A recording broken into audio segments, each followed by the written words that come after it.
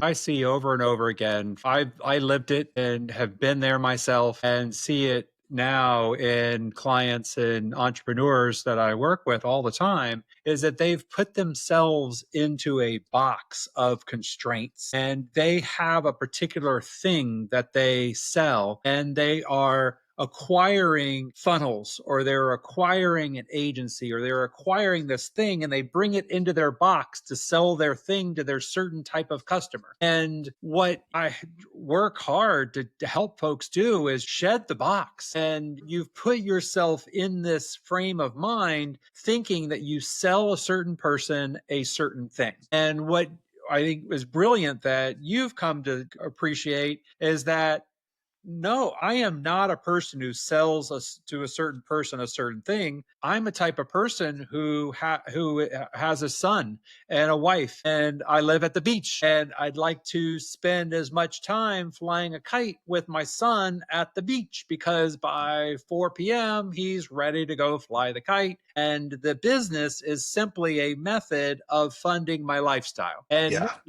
how can I create a business that funds my lifestyle in the simplest, easiest way possible? All right.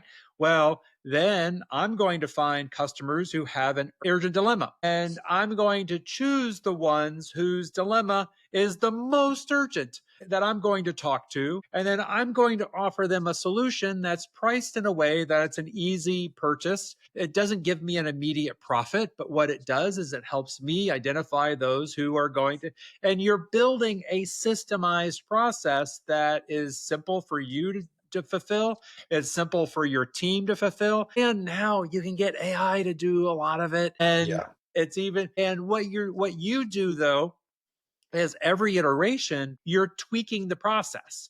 So yes, you have a template to create a video sales letter. And every time you create a video sales letter and implement it, you're like, let me modify step 13 and see if I can squeeze out a little bit more emotion, squeeze in another trigger that I didn't have in there before. And so that goes into the template for the next time. The other thing that I see the massive transformation is that Gary Halbert's gun to the head philosophy. If somebody had a gun to your head and convert or die, and well, that means you're going to put everything into that offer you can. You're going to give away as much fulfillment as much, and so there and without the gun to the head offer, I see most entrepreneurs in a focus of fear and panic. They're afraid somebody's going to not say yes to their offer. And they want to try to stack up everything they can in order to try to get that conversion. And what that does on the back end is create fulfillment debt that they're so busy and their team is so overwhelmed fulfilling on this front end offer because they stacked this stack out of fear. Right.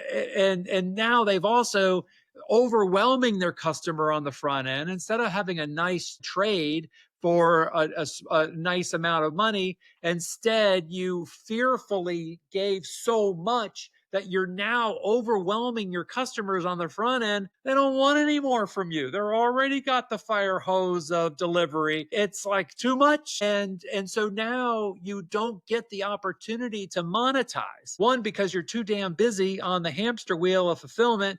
And two, because your customers are too damn busy on your hamster wheel of fulfillment that they're gone because you overwhelm them. They don't want your next upsell off. And so having this machine and having the discipline that I'm going to solve a nice core piece of their problem for an incremental amount of money and deliver that solution. And then that sets up the demand for the rest of what I have to offer. And that machine is the absolute brilliance. And what you can do, any business owner can do.